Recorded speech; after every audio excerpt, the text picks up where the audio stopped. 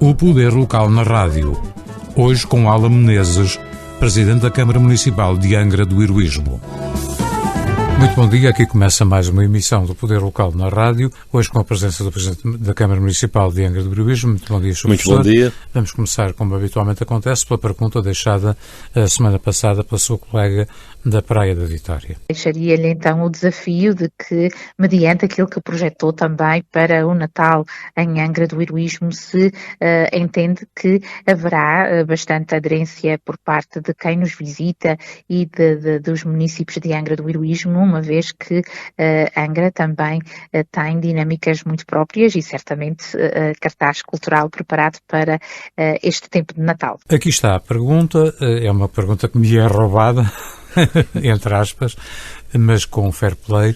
Vamos ouvir a sua resposta, porque o Natal está à porta. É verdade, o Natal está à porta. Aliás, nas ruas de Angra, nesta altura, já está a maior parte da iluminação à vista. Portanto, os preparativos do Natal já vão bem avançados. Já estamos a mais de meio das tarefas que são típicas de preparação do Natal. Quer no que diz respeito à iluminação, e a parte da iluminação é a mais trabalhosa, mas também é aquela que dá à cidade aquele caráter de Natal. E, portanto, é uma daquelas marcas que nesta época chamam sempre a atenção. Portanto, a iluminação está praticamente feita, com algumas novidades, embora não muitas, mas pronto, vamos criando sempre formas novas, utilizando os materiais que temos. Portanto, a nossa iluminação é também um exemplo de criatividade de quem a faz, que vai sempre dando-lhe sempre um aspecto diferente, apesar de serem basicamente os mesmos acessórios. O outro aspecto que é importante aqui dizer, em resposta à pergunta, é que a Câmara Municipal de Angra não faz esta operação sozinha, faz em parceria com a Câmara de Comércio e, tal qual como em anos anteriores, este ano vamos ter novamente o sorteio com valores elevados. Em dinheiro ou não? Aparentemente não pode ser em dinheiro, por razões legais, mas é dinheiro na mesma, embora sobre outras formas. E vamos ter, como tivemos o ano passado, um grande sorteio de Natal para quem fizer as suas compras no Concelho de Angra. O outro aspecto que é importante é dizer-vos que vamos ter, ao longo de todo este período, um conjunto de eventos de natureza cultural, com uma boa componente dedicada ao público mais infantil-juvenil, centrado em torno da Praça Velha e em torno do teatro e do Centro Cultural, mas com um conjunto de espetáculos na Praça Velha, e obviamente vamos ter a já tradicional aldeia de Natal, ou as barraquinhas do Natal, em que as diversas instituições sem fins lucrativos do Concelho vão ir passando por lá e vão manter animada a Praça Velha com aquilo que também já nos habituámos no mercadinho do Natal. Um outro aspecto importante é que estamos a proceder, aliás foi publicado já nos jornais o guião dos eventos, estamos a perceber também que há a integração neste período de Natal de um conjunto muito alargado de eventos organizados por outras entidades. Ou seja, o Natal, obviamente que o Natal em Angra, os dois suportes fundamentais são a Câmara de Comércio e a Câmara Municipal, mas depois foram convidadas dezenas de outras entidades que participam com eventos que vão sendo integrados nesta animação de Natal. Eu convido as pessoas a verem, quer no que está publicado na internet, quer o que também saiu em encarte no Diário Insular, e vão ver que temos um Natal cheio de eventos, em que praticamente todos os dias há 2, 3, 4 eventos, com a possibilidade das pessoas também escolherem em função dos seus gostos pessoais, e em particular aquilo que é a grande aposta da Câmara é a dinamização do comércio local e a questão do sorteio, que é extremamente atrativo. O Sr. Professor esteve na Califórnia, acompanhado do vereador Guido Teles, do vice-presidente da Câmara, numa viagem que pretendeu revitalizar os laços com as cidades geminadas de Angra que existem justamente naquele estado dos Estados Unidos. Bom, esta foi uma viagem foi um conjunto de reuniões e um conjunto de participações que visou essencialmente retomar um conjunto de relações e um conjunto de eventos que estavam agendados e que foram interrompidos pelo Covid. O Covid veio causar aqui uma paragem e também graves problemas organizativos a diversas instituições parceiras. Já no ano de 2022 não tivemos a tradicional Filarmónica da Califórnia exatamente por causa disso, porque este acerto que estava estabelecido anteriormente não pode ser cumprido por causa dos problemas trazidos pela pandemia, e aquilo que agora se fez foi restabelecermos, por um lado, e no que diz respeito às filarmónicas, que é um aspecto muito importante das festas, a sequência que vinha anteriormente, reacertarmos em função dos eventos que resultaram da pandemia. Nesta altura já estão devidamente estabelecidas as filarmónicas até 2026, portanto, porque as filarmónicas na Califórnia precisam de 2-3 anos de antecedência para angariarem os fundos necessários e se prepararem para as festas. Portanto, esse assunto ficou resolvido e, portanto, temos aqui 3 anos para a frente devidamente estabelecidos, de maneira que, quer de um lado, quer do outro, as coisas podem ser tempadamente preparadas. Já em 23, ou seja, nas próximas São Joaninas, vamos ter uma grande filarmónica vinda da Califórnia, da Escalon, que é uma das maiores filarmónicas que lá estão, com mais de 80 membros e, portanto, uma filarmónica com grande qualidade, quer do ponto de vista cénico e da maneira como se movimentam, quer também do ponto de vista da produção musical, com excelente música e com grande rigor de execução. E tive a oportunidade de assistir e ver um desempenho deles e, de facto, vamos ter uma extraordinariamente boa filarmónica em 2023. Também, ainda nesta vertente, também ficaram resolvidas algumas questões que tinham surgido com os forcados e com a organização dos forcados, que também em 2023 teremos também um grupo e as coisas estão devidamente resolvidas. Mas depois há uma outra componente bem mais difícil de organizar, mas mais importante também para o funcionamento da nossa economia, da nossa relação com os Estados Unidos, que tem a ver com os intercâmbios de alunos e com a relação com as cidades irmãs. Havia um intercâmbio que estava em curso e que também tinha sido suspenso devido ao Covid e que foi agora retomado. Já no próximo mês de maio já vamos ter aqui cerca de uma dezena de jovens norte-americanos que vão estar a participar em trabalhos nas escolas ligados à Universidade da Califórnia e vamos ter já nos próximos anos o retomar do regular intercâmbio entre as cidades irmãs, com a participação de alunos nossos lá e de alunos de lá cá, e por outro lado também a presença, que também já começa a ser tradicional, de uma dama vinda dessas comunidades no cortejo das São Joaninas. Portanto, foi possível encontrar-me com os senhores presidentes de Câmara das cidades irmãs, passarmos com cada um deles uma tarde ou uma manhã e debatermos diversos assuntos que interessam aos dois lados, e creio que ficamos com esta relação devidamente restabelecida e ultrapassadas as questões que tinham resultado da paragem de 20 e 21. A meio desta semana, a Câmara anunciou a assinatura de um contrato de programa com a União das Instituições Particulares de Solidariedade Social dos Açores. Parece que este tipo de trabalho começa a justificar-se, face a uma crise que começa também já a afetar muita gente. Já não são só verdadeiramente os pobres, são aqueles que estão a caminhar rapidamente para essa situação. Bom, aquilo que se pretendeu foi facilitar o funcionamento da instituição enquanto instituição representativa das IPSS sediadas também aqui no nosso Conselho. A Câmara de Angra mantém um programa muito alargado de colaboração com essas instituições, individualmente e agora também coletivamente com a respectiva União que as representa, cujo objetivo é essencialmente permitir que essas instituições tenham estabilidade e sejam capazes de prestar os serviços à comunidade, particularmente às pessoas que mais precisam. E houve aqui, ao longo destes últimos tempos, uma intervenção grande no sentido de reforçar esta colaboração e de permitir também retomar aqui alguma normalidade, porque durante o período do Covid foi preciso tomar um conjunto de medidas diferentes que agora já não faziam sentido.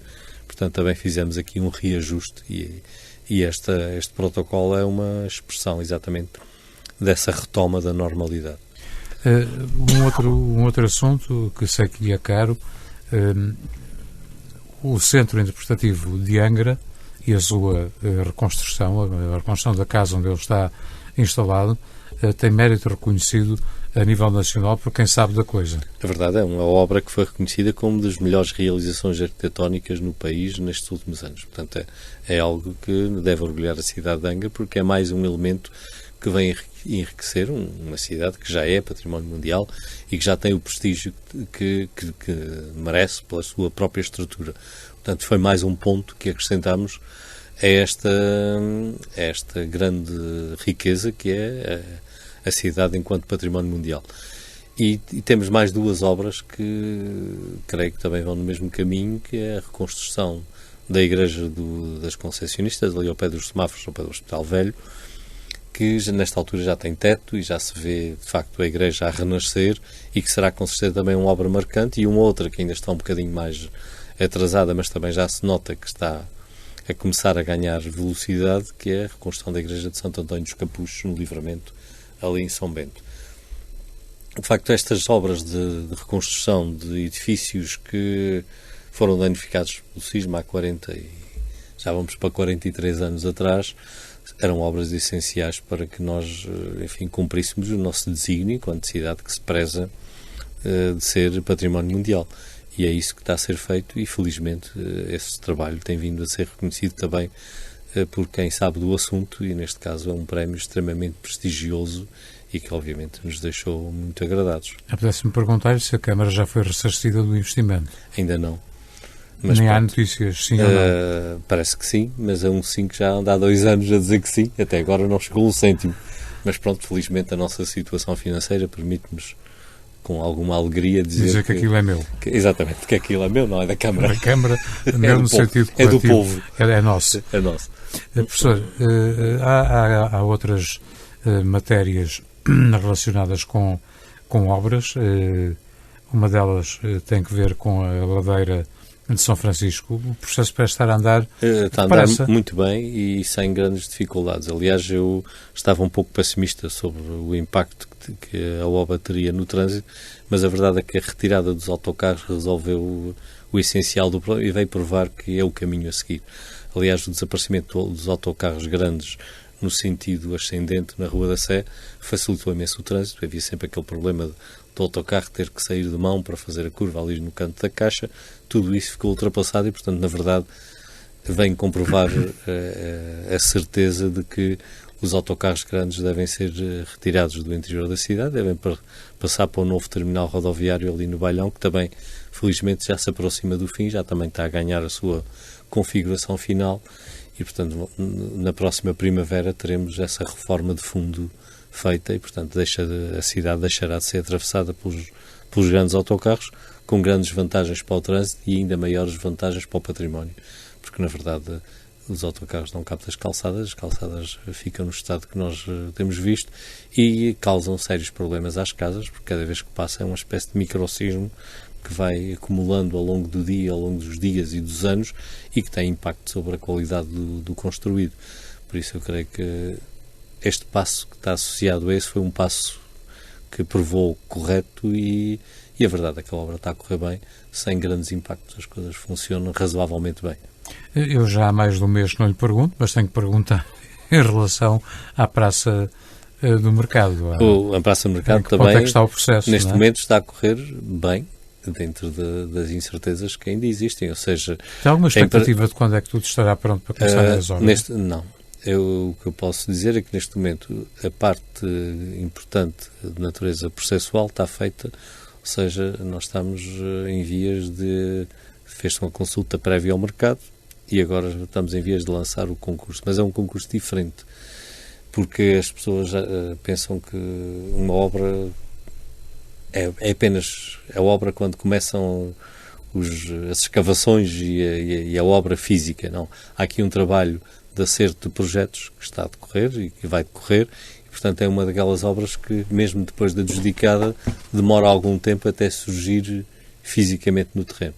Mas eu já estive mais pessimista, portanto vamos a ver se a coisa, se ao longo destes próximos meses nós damos esse passo essencial que é o aparecimento das propostas concretas e depois ao longo do próximo ano vamos tentar arrancar com a obra. Vamos tentar porque as questões ainda são complexas e há um conjunto de processos que vão ter que ainda decorrer, portanto estamos a trabalhar nisso. O Orçamento de Estado, que está neste momento em fase de discussão a nível nacional, e sabemos que as autarquias dependem financeiramente do Orçamento de Estado, traz boas novidades para foi um orçamento muito simpático para o município de Angra do Heroísmo, quer para a Câmara, que tem um aumento superior a 1 milhão de euros nas transferências que receberá do Estado, quer para as freguesias, que em alguns casos vêm aumentados a sua participação no Orçamento de Estado em percentagens muito elevadas, em alguns casos quase o dobro, e portanto... Mas esse aumento corresponde à transferência de responsabilidades? Dinheiro. Não, neste momento não há nenhuma transferência, é apenas fundos. Ou seja, vai permitir mais algum desafogo no ano de 2023, quer a nível das freguesias, quer a nível da Câmara. Portanto, é um bom orçamento e com boas transferências para as autarquias. Uma outra questão de já afloramos, tocámos de leve nela, é perguntar se tem a noção, ou se a Câmara já tem a sensação de que há gente necessitada. Temos visto notícias que são notícias nacionais a dizer que sim, em função do aumento do preço, nomeadamente da comida, dos bens alimentares, que há famílias que já estão, que não eram pobres, mas já estão a pedir socorro. Aqui já está a acontecer. Não, é preciso olhar para estas notícias e passar um bocadinho para além de alguma toxicidade que começa a existir em torno dessa matéria. É verdade que a inflação é um problema e não vamos ignorá-lo. É verdade que a inflação tem um impacto particularmente sobre as pessoas mais pobres, mas é verdade também, e aqueles que têm mais alguma idade já viveram inflações de 30 e tal % e vivemos e não morremos. E, portanto, acho que está na altura também de chamar um bocadinho as coisas à realidade e também de fazer uma constatação. Nós não podemos querer ganhar tanto como os outros europeus. Os nossos salvadores não podem querer vender o leite ao mesmo preço que se vende em outros lugares da Europa se não houver aqui alguns aumentos. Portanto, a inflação é um grande problema para alguns e é preciso tomar medidas mitigadoras e a parte da Câmara estamos sempre atentos a essas matérias e faremos aquilo que é necessário, mas é preciso não entrarmos aqui numa espiral também de pessimismo que só resultará em mais problemas económicos. A realidade já é suficientemente má, nós não precisamos ainda de estar constantemente a cavar em cima dela e a transformá-la numa coisa pior. Mas há ainda um outro problema que é preciso nós olharmos para ele com alguma visão um bocadinho mais alargada. Nós estamos no euro. O euro é uma moeda que não depende apenas de nós, nem depende apenas de Portugal, nem depende da Europa inteira. O grande drama que aconteceu em anos anteriores, quando houve surtos inflacionistas, foi a desvalorização da moeda por causa da nossa inflação local. Ora, esse não é já um problema nosso. É verdade que o euro, como um todo, tem vindo a sofrer. Basta olhar agora para a relação entre o euro e o dólar para se perceber o peso que, particularmente, a guerra teve, mas também este surto inflacionário teve sobre o valor do euro. Mas essa é uma questão global. Cá dentro, nós precisamos, se queremos ficar com um nível de vida semelhante aos restantes europeus, temos que sofrer um bocadinho e o sofrimento passa pelo aumento dos preços, porque nós não podemos querer ter os mesmos vencimentos e preços mais baixos e, portanto, temos aqui que ter há aqui um equilíbrio que tem que ser acontecido. O que é preciso ter muita atenção? É a questão da revalorização do salarial. A inflação não pode ser uma desculpa e, particularmente, as questões ligadas à energia para que uns enriqueçam façam o empobrecimento dos outros. O esforço tem que ser equitativamente distribuído e tem que haver uma particular atenção à questão salarial. As pessoas têm que ganhar mais. E isso é importante que haja uma grande atenção a nível das negociações que vão acontecendo, obviamente, entre empregadores e empregados, mas também a nível do próprio Estado, que tem que, e ainda bem que a União Europeia tomou essa opção, tem que penalizar fiscalmente os lucros extraordinários que surgem em função desta situação. Isto não pode ser um momento para quem está no petróleo ou quem está noutras indústrias ganhar o dinheiro que não ganhou nos últimos anos. E, obviamente, quando uns ganham é porque alguém ficou com menos. E, portanto, há aqui um trabalho de justiça social e distribuição que é preciso fazer. Depois é preciso ter calma e encarar estas coisas com realismo e não estarmos a pensar que o mundo vai já acabar a seguir.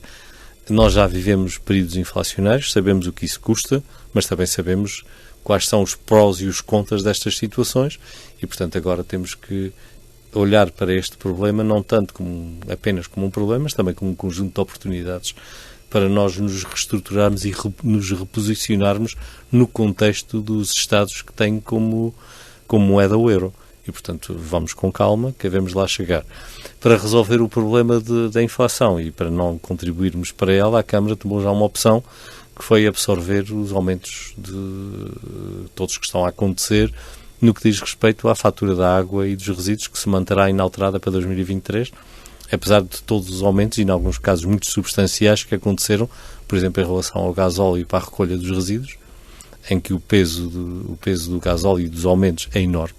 E nós já estamos a falar de um sistema que custa mais de 1 milhão de euros para o manter por ano a funcionar, e que vamos absorver isso dentro daquilo que é a possibilidade financeira da Câmara. Na própria relação com a Taramb, que tem uma grande dependência na aquisição de um conjunto de produtos químicos que são usados no tratamento dos gases e que tem aumentos, em alguns casos, superiores a 50%. E vamos manter os preços. A Taramb vai subir o preço que cobra às câmaras, mas as câmaras não vão repercutir esse preço no consumidor final. Isto representa nós distribuirmos pelo povo do nosso concelho cerca de 2 milhões de euros, que seria aquilo que a Câmara ganharia se atualizasse os preços que são de 2011 para o valor da inflação acumulada neste período. Portanto, as medidas anti-inflacionárias têm que ser desta natureza, porque são medidas que favorecem toda a gente e têm um impacto importante sobre a economia, porque obviamente que o comércio e a indústria e a agricultura também teriam que pagar mais pela água e pelo tratamento de resíduos, e vamos mantê-los no mesmo nível. O que nós esperamos é que este esforço que o município está a fazer também se traduza num esforço de outros, particularmente num sentido que é importantíssimo agora aproveitar, que é a revalorização salarial. Caso contrário, nós vamos continuar a perder gente, porque obviamente que os mais aptos vão procurar melhores ordenados. Professor, quadro comunitário de apoios para além do PRR ou da chamada bazuca europeia, já está disponível? Já existem regras? Ou está tudo parado? Continuamos mais ou menos no escuro e, portanto... Mas já se perderam anos. Já se perderam, já vamos a caminho do segundo ano perdido no sistema. E, portanto, as coisas nunca tiveram tão atrasadas em nenhum quadro comunitário. E, portanto, nós continuamos... Fica a dever-se aqui à região ou ao Estado? Fica-se a dever um conjunto de questões. Umas têm a ver com o facto da maior parte da atividade se ter focado em torno do PRR. E, portanto, de alguma maneira, o PRR ganhou uma prioridade que funcionou em detrimento do quadro comunitário normal, do ponto de vista da sua preparação, e depois uma certa inércia que neste momento começa a ser penosa. Os municípios que têm uma grande dependência para o investimento dos fundos comunitários estão praticamente parados. Não podem fazer investimento porque não há disponibilização, apesar, teoricamente, nós estamos no segundo ano de execução do quadro, até agora, zero. E isso é um assunto complexo e é um assunto que precisa de uma intervenção urgente, sob pena de nós nos atrasarmos depois na execução, que terá consequências no fim. Porque quando chegar o dia de acabar, o dinheiro não foi gasto, volta para Bruxelas, e portanto nós estamos aqui com estes atrasos todos que podem ter consequências complicadas, como aliás em relação ao quadro anterior. Há bocadinho, a brincar, falávamos na questão do centro interpretativo. É verdade, o centro interpretativo já está pago, totalmente pago, pela Câmara, que gostaria de ser ressarcida, porque esse dinheiro ia nos permitir fazer outros investimentos. Até agora não aconteceu. E, portanto, nós, e quem diz a Câmara de Angra, diz, por exemplo, a Taramb, que é outra entidade que eu conheço, que tem as mesmas circunstâncias, e depois os empresários, enfim, toda a sociedade que fez investimentos e que agora precisa de resolver as questões. Portanto, este é um assunto que não é um assunto apenas da Câmara de Angra. Nessa matéria, a Câmara de Angra até estamos calmos, mas a verdade é que é um assunto que pode prejudicar gravemente o funcionamento das coisas. E depois temos um outro problema, que está conexo com este, que é a questão da execução do PRR, que tem prazos extremamente rígidos e o tempo foge. E eu, na Câmara, começo a ficar muito pessimista, apreensivo. E apreensivo em relação à própria Câmara. Não estou a falar do Governo, estou a falar da Câmara. A Câmara de Angra recebeu autorização para gastar até 93 milhões de euros. E nós não conseguimos nem arranjar projetos, nem empreiteiros, nem não sei o que é que façam as coisas. Isto é para a habitação, para resolver problemas habitacionais. E as coisas são verdadeiramente emperradas e o horizonte de execução está a ficar cada vez mais curto. Portanto, isto é para dizer que, de facto, houve uma grande disponibilização financeira que é muito difícil de lhe dar execução. Claro que isto não é dinheiro que nós tenhamos. As pessoas não pensam que a Câmara está rica. Isto é a possibilidade de investir esse dinheiro. Nós, para recebermos €1, temos que gastar esse euro antes. E, portanto, é preciso gastar para receber. Portanto, Isto tem a ver, não é dinheiro disponível, dinheiro livre, não é dinheiro que esteja num cofre num lugar qualquer. É uma possibilidade que nós temos de investir. E essa possibilidade tem prazos muito curtos e dificuldades muito grandes. Professor, para terminar, a habitual pergunta para a resposta na próxima semana da sua colega da praia. Eu deixo uma pergunta que é paralela àquela que ela deixou. Como é que vai ser o Natal na praia? Como é que as coisas estão para esse lado? Aqui chegamos ao fim deste Poder Local na Rádio, hoje com a presença de Alba Menezes, Presidente da Câmara Municipal de Angra do Heroísmo. Voltaremos 2 a 15 dias. Até lá. O Poder Local na Rádio, hoje com Alba Menezes, Presidente da Câmara Municipal de Angra do Heroísmo.